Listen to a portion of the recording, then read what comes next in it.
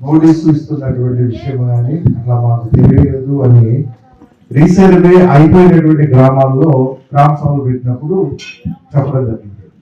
So గౌరవ ముఖ్యమంత్రి గారు, ప్రభుత్వం వారు ఇప్పుడు ఏం చెప్తున్నారంటే రీసర్వే ఏదైనా ప్రభుత్వంలో జరిగేటువంటి ప్రతి కార్యక్రమాలు కానీ లేదా చట్ట ప్రకారం జరిగేటువంటి కూడా ఖచ్చితంగా ఆ గ్రామంలో ఉన్నటువంటి వ్యక్తులకు, పెద్దలకు తెలియపరిచి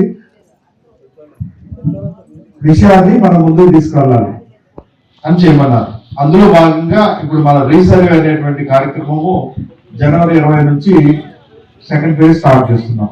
ఇందులో ఈ గ్రామము ఇప్పుడు అయ్యగార్లపల్లి అనేటువంటి గ్రామం ఈ మండలంలో ఒక పైలట్ విలేజ్ గా, అంటే మన డివిజన్ లో 11 మండలాల్లో 11 విలేజ్, ఒక్కొక్క గ్రామాన్ని పైలట్ విలేజ్ గా తీసుకున్నాం.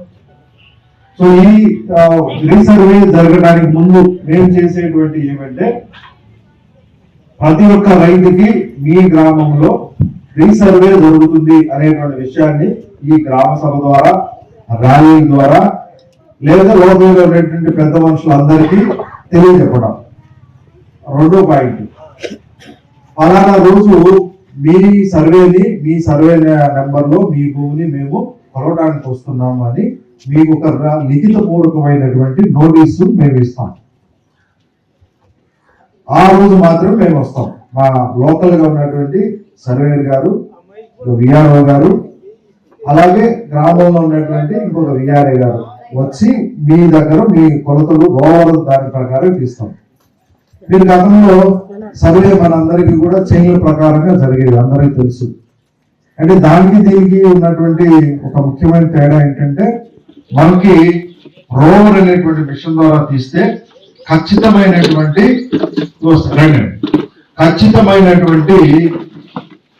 మెజర్మెంట్ వస్తుంది, కొలతలు వస్తాయి.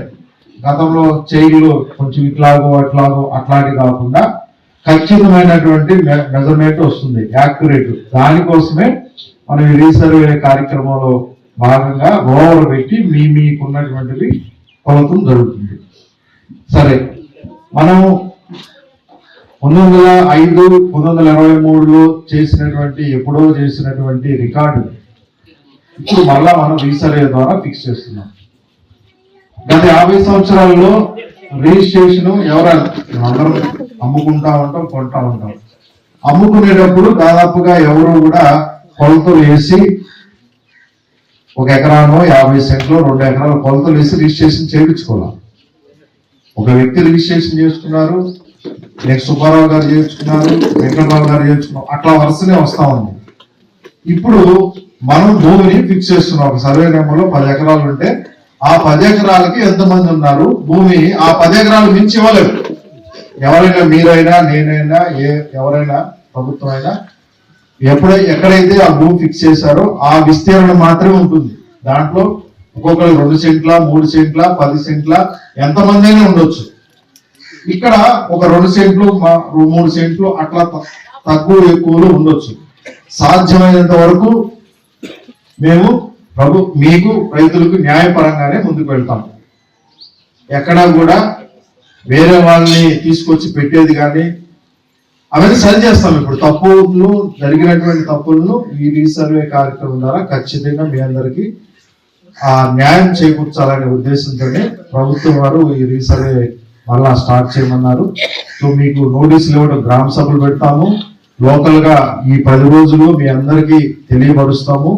లిఖిత పూర్వకమైనటువంటి నోటీసు మీ అందరికీ ఇస్తాము. మీరు ఆ రోజు లేరనుకోండి, మీ ప్రతినిధిగా ఎవరైనా రావచ్చు. మన బంధువుల పొలాలు ఇక్కడ ఉంటే వాళ్ళు వేరే చోట ఉన్నప్పుడు రాలేని పక్షంలో వాళ్ళ తరఫున మీరు ఎవరైనా మీ బంధువులు కానీ వాళ్ళ నమ్మకమైనటువంటి వాళ్ళు ఫలానా వ్యక్తి నా తరఫున వస్తాడని ఆథరైజేషన్ కూడా ఇవ్వచ్చు. దానికి ఎటువంటి ఇబ్బంది లేదు.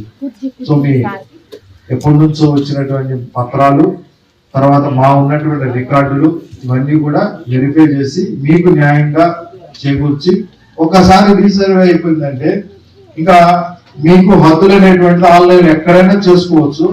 మీకు నిశ్చింతగా మేము మార్చేది, మాకు తెలిసిన విఆర్ఓ వస్తే అట్లా చేసేది, ఎక్కించేది, లేదా వేరే సర్వేలు వచ్చి కొలతలు పెట్టమంటే అట్లాంటివి ఏమి ఉండదు.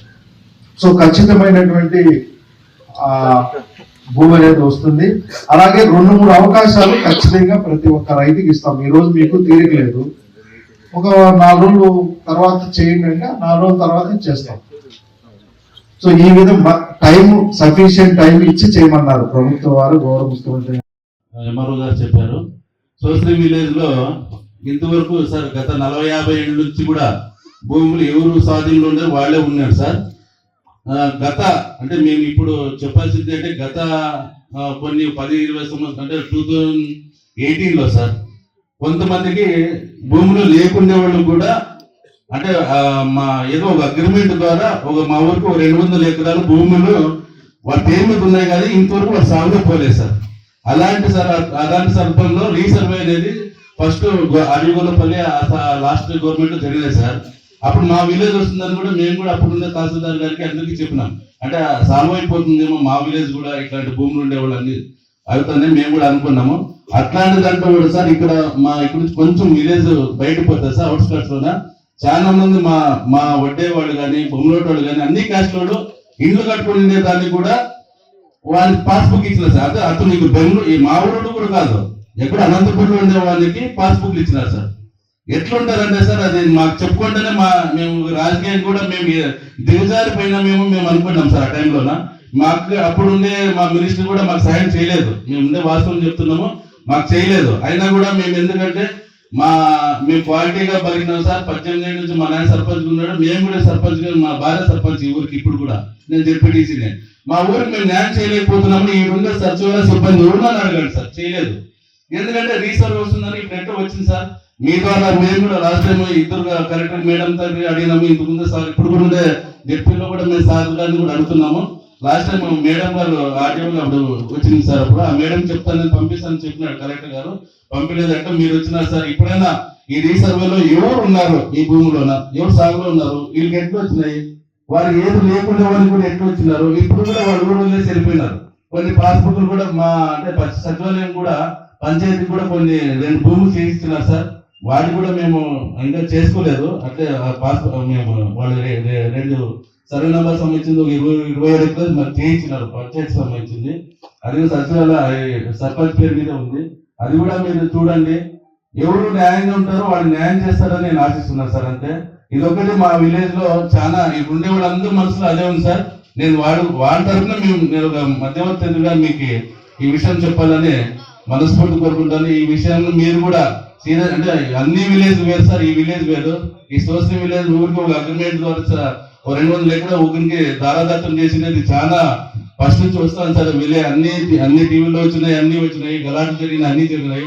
ఇది సెన్సిటివ్ విలేజ్ సార్. మీరు కూడా ఈ విలేజ్ ని ప్రత్యేకంగా ఒకసారి వచ్చి మీరు కూడా ఎప్పుడైనా రీసర్వేలు కూడా వచ్చి మీరు చూసి అందరికి న్యాయం చేస్తారని ఆశిస్తూ ఈ అవకాశం ఇచ్చిన మీ అందరికీ ధన్యవాదాలు సెలవుకుంటున్నాను.